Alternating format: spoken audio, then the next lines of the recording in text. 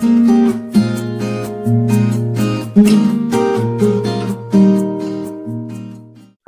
আলাইকুম ম্যাম। ওয়ালাইকুম আসসালাম। সবাই ভালো আছো? আলহামদুলিল্লাহ, আপনি কেমন আছেন? আলহামদুলিল্লাহ ম্যাম, ভালো আছি। আলহামদুলিল্লাহ, আমিও ভালো আছি।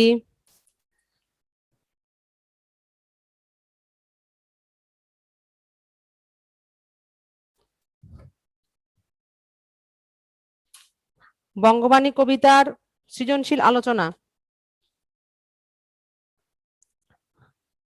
কারো বঙ্গবাণী কবিতার কোনো জায়গায় কোনো সমস্যা আছে? যেদিন বোঝানো হয়েছিল বা কোনো লাইন প্রবলেম থেকে গেছে? যেহেতু এটা ভিডিও ক্লাসে দিয়েছি আমি।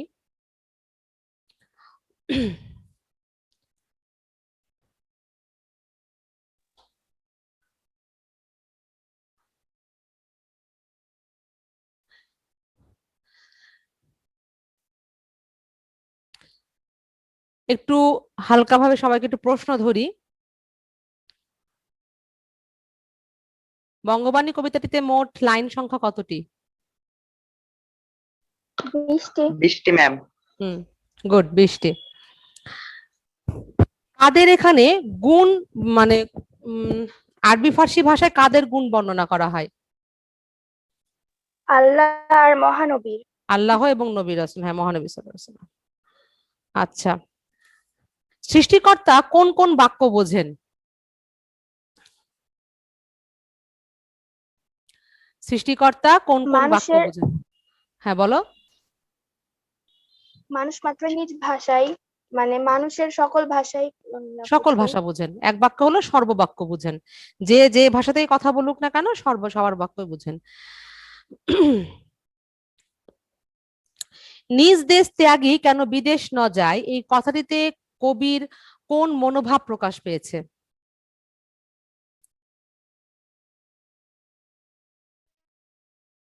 ক্ষোভ। ক্ষোভ, তীব্র ঘৃণা, ক্ষোভ। তবে ক্ষোভের থেকে ঘৃণাটাই বেশি। তাদেরকে ঘৃণা করছে, যে ব্যক্তিগুলো নিজের দেশে থেকে নিজের মাতৃভাষাকে ভালোবাসে না তাদের প্রতি কবির একটা তীব্র ঘৃণা আছে। ওকে, তাহলে আজকে আমরা বুঝতে পারলাম যে বঙ্গবাণী কবিতাটি কবির হচ্ছে মাতৃভাষার প্রতি ভালোবাসার বহিঃপ্রকাশ, এবং তিনি মাতৃভাষাতেই যেন প্রত্যেকটা মানুষ নির্দ্বিধায় কথা বলতে পারেন, মাতৃভাষায় যেন তিনি লেখনী লিখতে পারেন, এই সকল মানে প্রকাশগুলোই আমরা এখানে দেখতে পাচ্ছি। আমরা একবার পাঠ পরিচিতিটা পড়ে নিয়ে তারপরে সৃজনশীলটা আলোচনা করব, কারণ পাঠ পরিচিতির কিছু কিছু কথা, বাক্য, শব্দ, এগুলো কিন্তু আমাদের খুব জরুরি একটা সৃজনশীল লেখার জন্য। তাই একবার একটু ভালো করে আমরা রিডিং দিয়ে নিই। দেখো কি বলছে, যে কবি এই কবিতায় তার গভীর উপলব্ধি ও বিশ্বাসের কথা নির্দ্বিধায় ব্যক্ত করেছেন। গভীর উপলব্ধি এবং বিশ্বাস, কবি যেটা উপলব্ধি করেন যে মাতৃভাষাটা কত বেশি জরুরি, এবং বিশ্বাস যে হ্যাঁ, মাতৃভাষা সর্বশ্রেষ্ঠ ভাষা। আরবি ফার্সি ভাষার প্রতি কবির মোটেই বিদ্বেষ নেই, কোনো রাগ নেই সেগুলোর প্রতি। এসব ভাষায় আল্লাহ ও মহানবীর স্তুতি বর্ণিত হয়েছে। স্তুতি মানে গুণাগুণ। তাই এসব ভাষার প্রতি সবাই পরম শ্রদ্ধাশীল।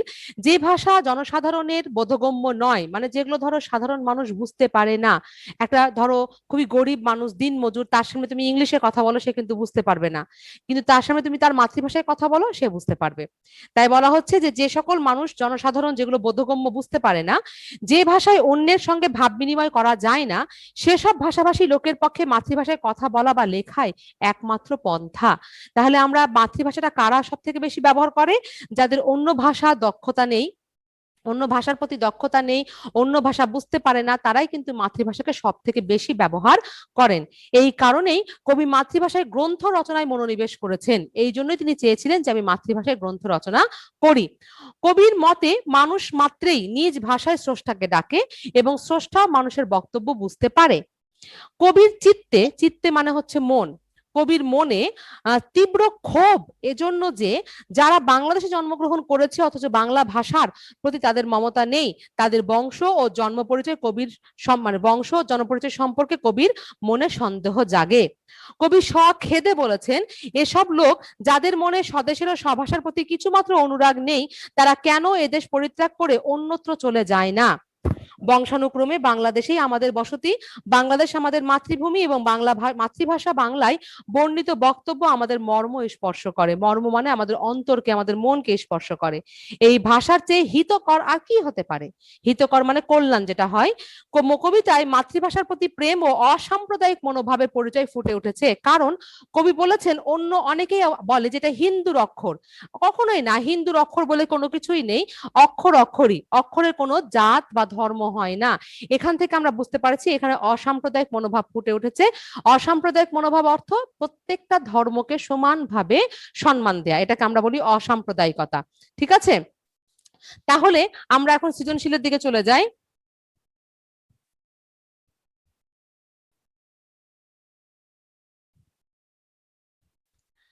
আমাদের দেখো বাংলা বইয়ের 197 পৃষ্ঠা, এখানে আছে একটি সুন্দর কবিতা। এই কবিতাটা আমরা ক্লাস সম্ভবত 3-তে মনে হয় পড়েছি। মোদের গর্ব মোদের আশা আমরি বাংলা ভাষা, মাগো তোমার কোলে তোমার বলে কতই শান্তি ভালোবাসা, আমরি বাংলা ভাষা। কি জাদু বাংলা গানে, গান গেয়ে দাঁড় মাঝি টানে, গেয়ে গান নাচে বাউল, গান গেয়ে ধান কাটে চাষা, বাজিয়ে রবি তোমার বিনে, আনলো মালা জগৎ জিনে, তোমার চরণ তীর্থে মাগো, জগৎ করে যাওয়া আসা, আমরি বাংলা ভাষা। তার মানে তার সম্পূর্ণ পৃথিবী দুনিয়া, তার জগৎ, তার হচ্ছে দিন দিন যাপন, রাত কাটানো, মানে সবকিছু, দিন রাত সবকিছু মিলে, তার জীবনের সুখ দুঃখ মিলে, সবকিছু মিলে তার বাংলা ভাষাটা তার সাথে জড়িয়ে আছে। এবং তার দেখো ধানের ক্ষেতের কথা বলেছে, বাউলের নাচ এবং গানের কথা বলেছে, মাঝিদের দাঁড় টেনে মাঝি নৌকা বয়ে নিয়ে যাওয়ার কথা বলেছে, সবকিছুর মধ্যে কতই শান্তি ভালোবাসা। তার মানে মাতৃভাষাতেই সকল কিছু বললে তার মনের মধ্যে একটা অন্য রকমের শান্তি প্রশান্তি আসে, ভালোবাসা আসে। আমি যতটা না সহজে এই কথাগুলো আমি বাংলা ভাষায় তোমাদেরকে বোঝাতে পারবো, ততটাই আমার কাছে কঠিন হবে যদি আমাকে বলে কেউ অন্য ভাষায় এটা বুঝাই দাও। এটা কখনোই সম্ভব না। নিজের মনের পুঙ্খানুপুঙ্খ শব্দ মানুষকে বোঝানোর জন্য অন্য ভাষা প্রয়োগ করা।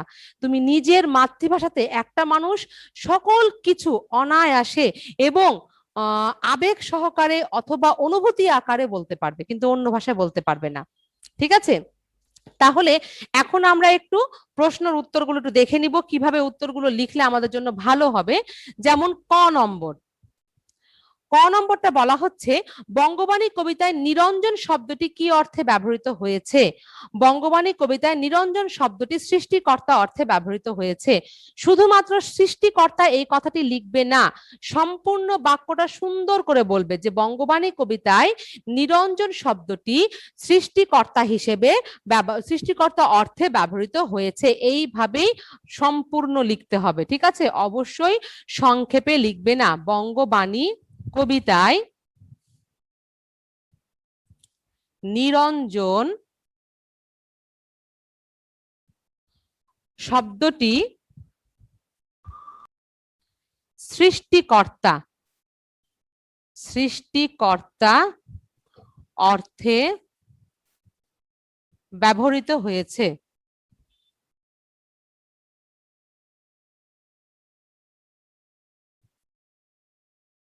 ঠিক আছে, তাহলে বঙ্গবাণী কবিতায় নিরঞ্জন শব্দটি সৃষ্টিকর্তা অর্থে ব্যবহৃত হয়েছে। নিরঞ্জনদের শব্দের অর্থটি কি লেখা ছিল, কে বলতে পারবে?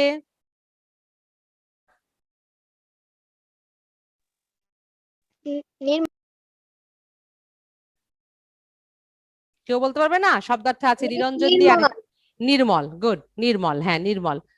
তাহলে সৃষ্টিকর্তা যেহেতু ব্র্যাকেটে ওখানে সুন্দর করে লেখা আছে, তাই আমরা সৃষ্টিকর্তা কথাটি ব্যবহার করব। এবার চলে যাব আমরা খ নম্বরে। আমি আবারও বলছি তোমাদেরকে, একটু মনোযোগ দিয়ে শোনো। খ, গ, ঘ এই তিনটি প্রশ্নে অবশ্যই এক বাক্যে তোমার প্রশ্ন যেটা চাচ্ছে তার মূল কথাটা প্রথমে বুঝিয়ে দিতে হবে এবং এভাবেই লিখবে, না হলে কিন্তু 1 মার্ক করে বাদ চলে যাবে। ঠিক আছে, যেমন দেখো এখানে বলছে দেশি ভাষে বুঝিতে ললাটে পুরে ভাগ। দেশি ভাষে বুঝিতে ললাটে পুরে ভাগ বলতে কি বোঝানো হয়েছে? কেউ কি বলবে? তোমাদের মতামতটা শুনতে চাচ্ছি, যে কেউ বলতে পারো। তোমার মতে এখানে কোন বাক্যটা সব থেকে ভালো হয়, অ্যাপ্রোপ্রিয়েট? মাতৃভাষায় জ্ঞান চর্চা করার সুযোগ পেলে তা আমাদের জন্য সৌভাগ্যের ব্যাপার, এটা কবি ভেবে উক্তিটি করেছেন। হ্যাঁ, সুন্দর হয়েছে কথাটা। আর কেউ?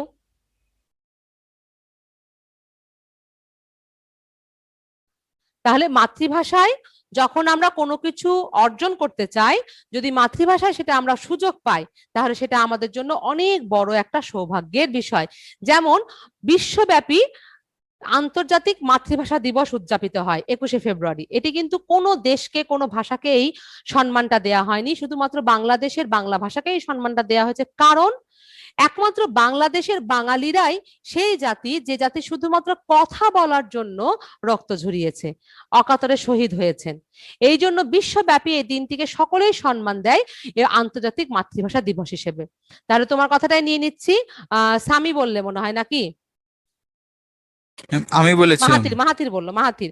তাহলে মাহাতিরের কথাটাকে আমরা আমাদের মতো করে গুছিয়ে লিখি যে মাতৃভাষায় জ্ঞান চর্চা অথবা মাতৃভাষা যদি আমরা কোনো সফলতা অর্জন করতে চাই, যদি আমরা সেটা মাতৃভাষাতেই পেয়ে যাই সুযোগটা, সেটা আমাদের জন্য সৌভাগ্যের বিষয় হয়ে দাঁড়ায়। তাহলে আমরা এটাকে আরেকটু গুছিয়ে লিখি, মাতৃভাষায় জ্ঞান চর্চা অথবা সফলতা অর্জনের জন্য যদি আমরা আমাদের এই ভাষাটাকেই সুযোগ হিসেবে পেয়ে থাকি, তাহলে সেটা আমাদের জন্য সৌভাগ্যের বিষয়।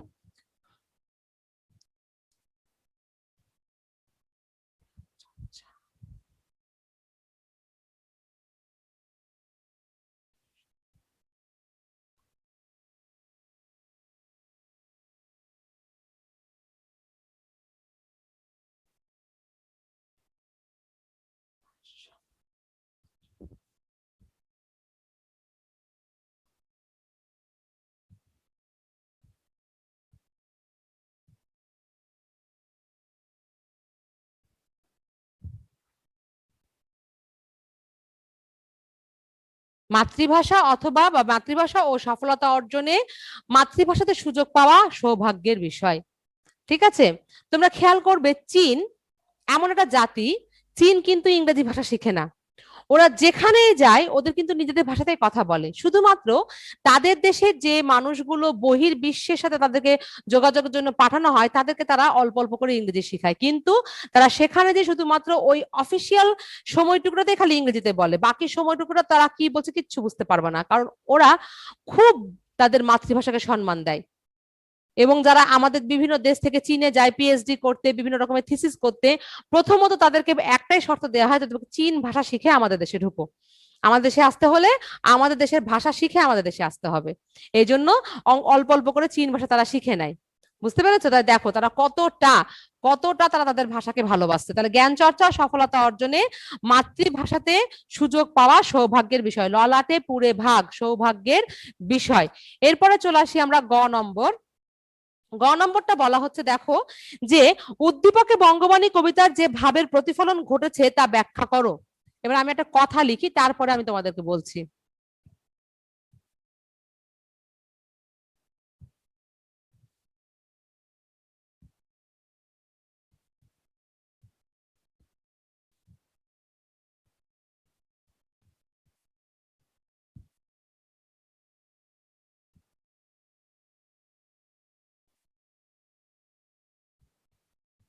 অনেকেই এইভাবে উত্তর দাও, উদ্দীপকে বঙ্গবাণী কবিতার যে প্রতিফলন ঘটেছে তা ব্যাখ্যা করা হলো। এটা একেবারে একটা ভুল নিয়ম, এইভাবে কেউ লিখবে না। বুঝতে পেরেছো? এইভাবে কেউ লিখবে না। তোমাকে কোন প্রতিফলন ঘটেছে সেটা তোমাকে ওই কোন মানে ওই শব্দটা তোমাকে বলতে হবে। বুঝতে পেরেছো? এই জন্য কেউ এভাবে লিখবে না। এখন আমাকে অবশ্যই এক বাক্যে বলতে হবে যে উদ্দীপকে বঙ্গবাণী কবিতার কোন প্রতিফলনটি ঘটেছে, সেই শব্দটি আমাকে ব্যবহার করে এখানে বুঝিয়ে দিতে হবে। তাহলে উদ্দীপকটা আমরা পড়েছি মাতৃভাষা নিয়ে, উদ্দীপকটা পড়েছি মাতৃভাষার প্রতি ভালোবাসা নিয়ে। আমরা দেখেছি যে সেখানে মাতৃভাষায় সকল কিছু সে বর্ণনা করছে, এজন্য সে সুখ ও শান্তি পাচ্ছে, মাতৃভাষার প্রতি তার অপরিসীম ভালোবাসা রয়েছে, এগুলো আমরা পেয়েছি। আমরা ঠিক একই জিনিস বঙ্গবাণী কবিতাতেও পেয়েছি, যে কবির নিজের ভাষার প্রতি খুব ভালোবাসা। এই জন্যই তিনি শত সহস্র বাধা সত্ত্বেও মাতৃভাষাতেই তিনি লেখা লিখতে শুরু করেছিলেন, সাহিত্য রচনা শুরু করেছিলেন। তাহলে আমরা কি বলতে পারি যে বাংলা ভাষার সাথে আমাদের বাঙালির যে সম্পর্ক, নিজের ভাষার প্রতি যে ভালোবাসা, এই সকল কিছু যে মমত্ববোধ, শ্রদ্ধাবোধ, এগুলো ফুটে উঠেছে, এটা কি বলা যায়? আর যদি তোমরা কিছু বলতে চাও তাহলে বলতে পারো।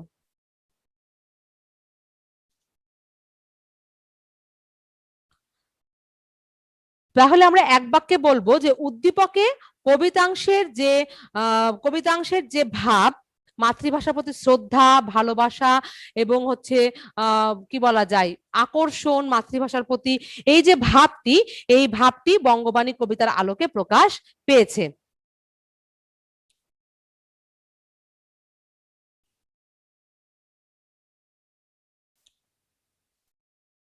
তাহলে প্রথমে কি আছে, উদ্দীপকে বঙ্গবাণী কবিতার যে ভাবে, তাহলে উদ্দীপকে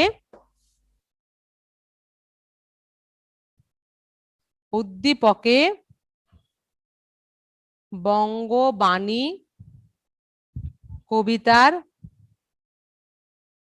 কবিতার বাংলা ভাষার প্রতি বা নিজ মাতৃভাষা বাংলার প্রতি মমতা, শ্রদ্ধা ও ভালোবাসা প্রকাশ পেয়েছে।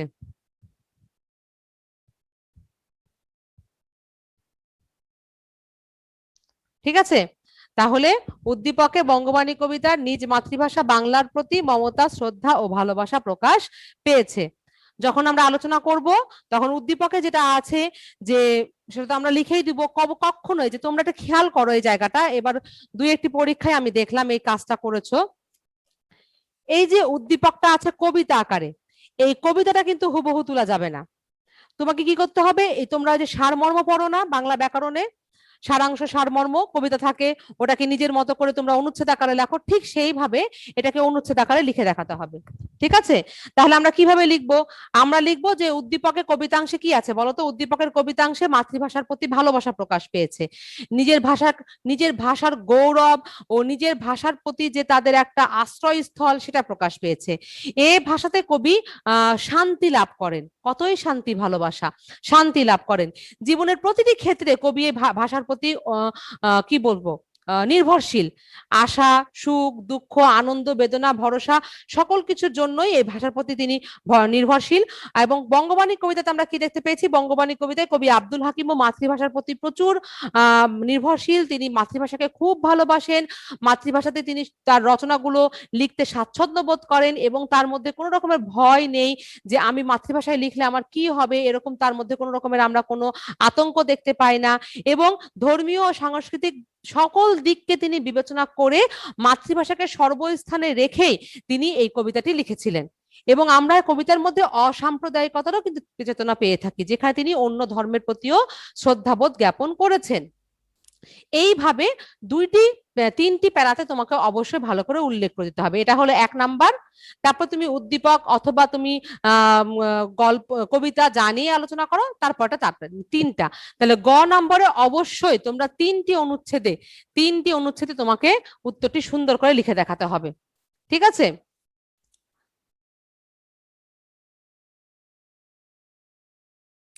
এরপরে ঘ নাম্বার।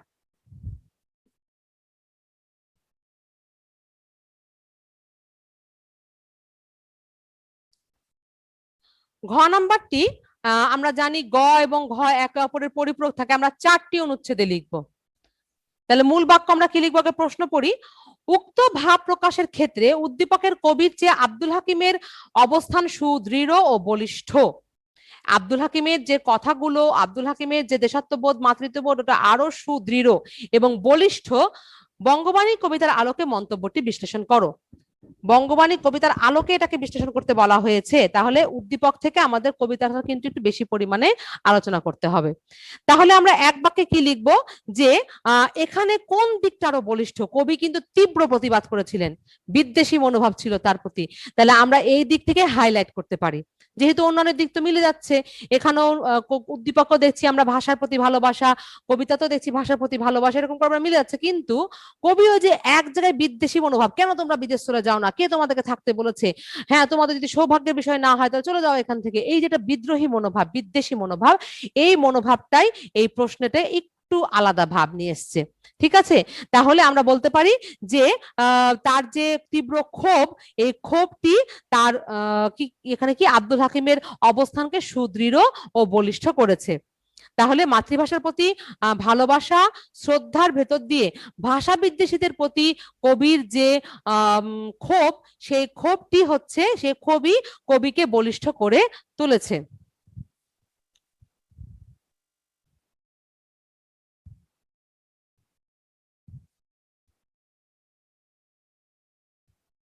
মাতৃভাষার প্রতি ভালোবাসার পাশাপাশি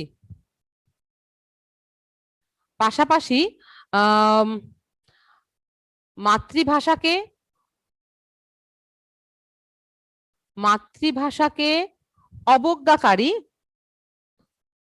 অবজ্ঞাকারীদের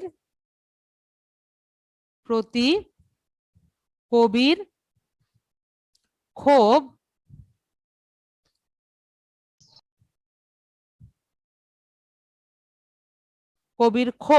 তাকে বা তার যে চরিত্র বা আচরণ, তাহলে আমরা লিখি ক্ষোভ কবিকে সুদৃঢ় ও বলিষ্ঠ করে তুলেছে, সুদৃঢ় ও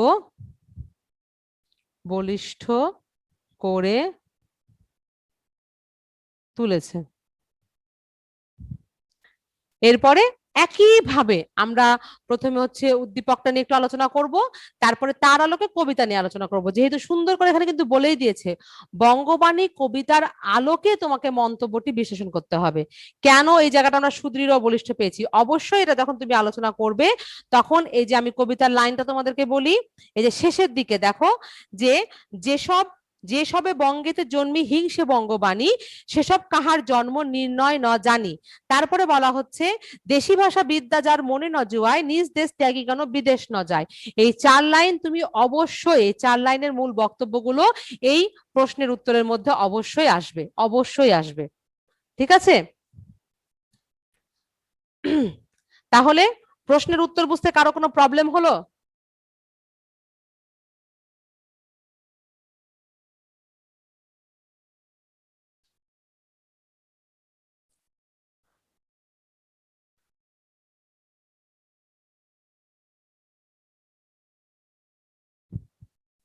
এবার একটু হোমওয়ার্ক দিব, এই সৃজনশীলের একটু বাইরে।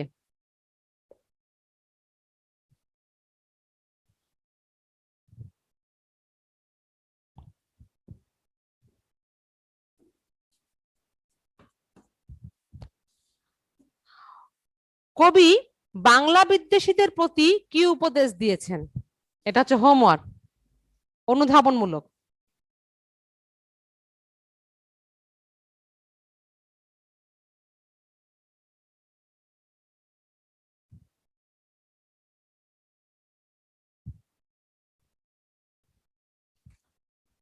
প্রশ্নটা হচ্ছে বাংলা ভাষা বিদ্বেষীদের প্রতি কি উপদেশ দিয়েছেন?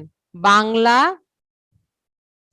ভাষা বিদ্বেষীদের কবি কি উপদেশ দিয়েছেন? কেউ বলতে পারবে এক বাক্যে?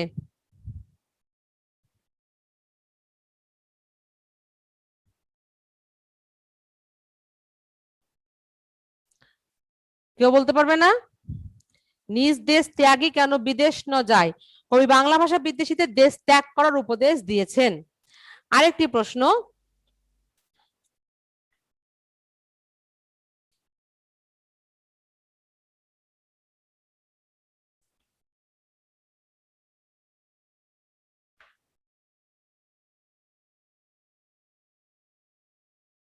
বঙ্গদেশী বাক্য কি বা যত ইতি বাণী, বঙ্গদেশী বাক্য কি বা যত ইতি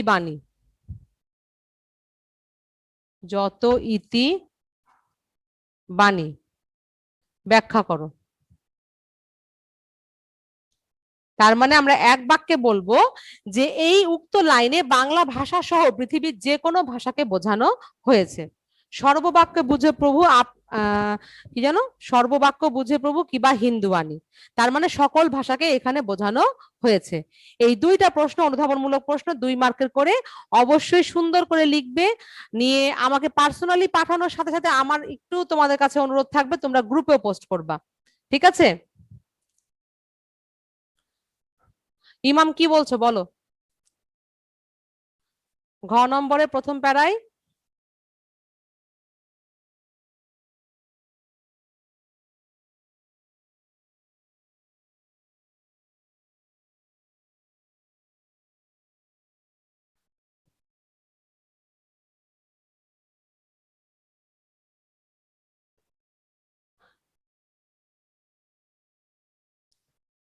ইমাম তোমার কোনো প্রশ্ন থাকলে একটু আমাকে বলতে পারো, আমি আসলে এখানে সম্পূর্ণ কথাটা উঠছে না তো বুঝতে পারছি না।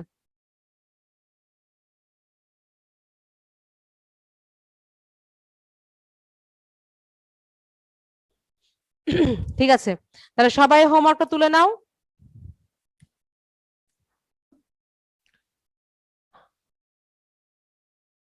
তাহলে আগামী ক্লাসে ইনশাল্লাহ সবার সাথে আবার দেখা হবে। সবাই ভালো থাকো, আল্লাহ হাফেজ, আসসালামু আলাইকুম।